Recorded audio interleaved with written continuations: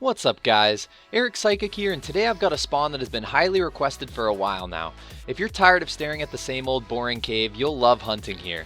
The spawn I'll be showing you guys is known as the Inquisition. Technically the Inquisition is the entire quest area and all of its seals, but when most people say they're hunting the Inquisition, they're referring to the place I'll be showing you. To get to the spawn, you're going to need to do some quests first. This includes touching at least one throne in the Pits of Inferno quest, and then doing at least the first boss of the Inquisition quest, Usuriel. Technically you could do this boss with a high level friend who can solo it, but running through the monsters to get there and stuff will probably be a hassle, so it's probably best to just do the whole quest to gain access to all of the seals. Once you've done that, you can hunt the spawn. To get here, you're going to head into the little mountain on the north side of Edron, then you'll travel down a few floors, past some dragons, heroes, and a bunch of other little monsters, and then you'll end up at the Vampire Shield quest. Through this portal is where the hunt begins. For supplies, you're going to want to bring around 500 avalanches, 500 thunderstorms, and 350 ultimate mana potions for an hour-long hunt. The equipment you bring here is very important for each area of the Inquisition. Everyone is going to want to bring 1 to 2 energy rings, a dwarven ring, and firewalker boots, and then depending on your level and how much money you want to save, you may need to swap sets or bring extra stuff for the different areas. If you're a high level that wants to maximize the spawn and you're comfortable running through hordes of monsters, you can bring a Helmet of the Deep or Depth Galea to hunt the Quaras. I highly recommend this if you're able, because otherwise you're going to have to sit around and wait for respawn. Some low levels still hunt here even though they have to wait for respawn because of the profit, so it's up to you what your goals are. The first monsters you'll encounter when you step through the portal are Hellfire Fighters. These monsters can easily hit for 1000 damage with their beam, so you'll want to use energy rings here to stay in mana shield. They also throw a ton of fire on the ground, so make sure you have firewalker boots on or you'll be wasting a ton of mana just running around. Lower levels and people looking to save extra money can wear fire protection too, but I didn't bother outside of my royal scale robe. There's not much room to run around in the first area, so be careful. Watch out for the double rocks on the left side, and definitely don't head down the little peninsulas unless the Hellfire Fighters are about to die. After that, you'll head up into the retreat, which is a safe area, and up some more stairs to the southwest. Up here are more Hellfire Fighters and some massive fire elementals. Same strategy as before, except now you have more room to run around. At my level, I was able to kill them fast enough that I could just keep running deeper without having to loop back, but if you're on the lower side, you're going to get swarmed if you just keep running deeper before finishing them off. You may also want to bring flasks of rust remover when you hunt here, because you'll loot a few rusty armors every hunt. After finishing off the monsters on this path, head back the way you came to the retreat again. Now go through the teleporter to the north to enter the Crystal Caves. The Crystal Caves are filled with specters, crystal spiders, and ice golems. There are also 3 hands of cursed fate you need to watch out for.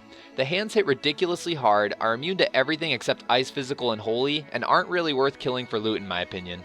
If you're a lower level, you're going to have to be extremely careful when the hands are around. I would honestly recommend hitting them to deep red health so they run away and stay away for a while.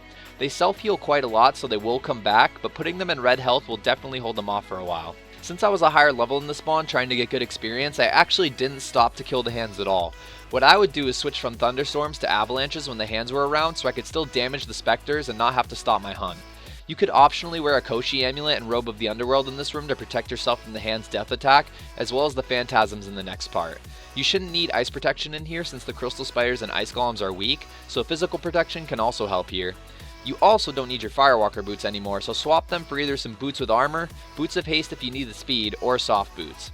Once you reach the end of the Crystal Caves, you can either continue on to the Quaras if you're a higher level, or turn back around to the retreat and wait for the initial Hellfire Fighters to respawn. If you're continuing on to the Quaras, head up the stairs. Now this is where the spawn gets tricky. The hallways here are filled with nightmares, giant spiders, and phantasms. The nightmares hit pretty hard and the phantasms also hit really hard and spam their summon, which creates like 4 extra copies at a time. What I do here is run through hasted and throw thunderstorms to kill the copies so they don't get in my way. Sometimes I'll stop to kill nightmares and giant spiders after a few laps when the spawn starts to slow down, but the phantasms are a huge pain to kill, so I really don't bother with them. The path through these halls is pretty complicated, so what I recommend is taking a look at the map I threw in the description from Tibia Wiki and marking the stairs you need to go on your map. Don't underestimate these halls, they can be deadly. I actually died once running through here due to an unlucky combo while I was jumping diagonal. Eventually you'll reach a room with water on the floor and a teleporter. Step through and you're in the Quara respawn. Make sure you have your Helmet of the Deep or Depth Galea on here or the massive water elementals will destroy you. There's not much to this part, just watch out for all the predators because the Hydromancers here will pretty much spam Paralyze on you while they catch up. If you're a sorcerer, you should use your UE a lot here. I bring a fishing rod as well to fish up the massive since you get giant pearls from them a lot. Don't forget to open a seashell once a day either. Once you reach the end of this Quara path, hop through the next portal and you'll be in Zugurash's boss room. Just step left into the portal again and you'll be back in the retreat. That's one lap of the spawn.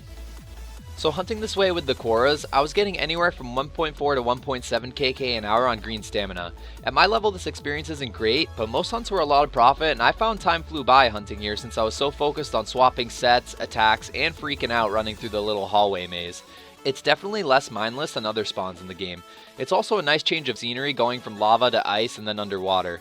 You'll loot a lot of stuff from the Quaras, possibly a skull helmet, magma stuff and tons of wands of inferno from the Hellfire Fighters, relic swords and wands of cosmic energy from the specters, and much more here. I only did 2 full hunts here and then my other hunts kept getting interrupted, but the profit was really good. One hunt I came out with nearly 100k, another hunt I really only broke even, but I seem to remember my other hunts being pretty profitable as well. The main money comes from Hellfire Fighters and Specters. The Quaras are just for high levels looking to continuously hunt instead of stopping. Some people say you can hunt the Specters as early as level 100 if you go carefully one by one and have a friend to help kill the hands down low for you.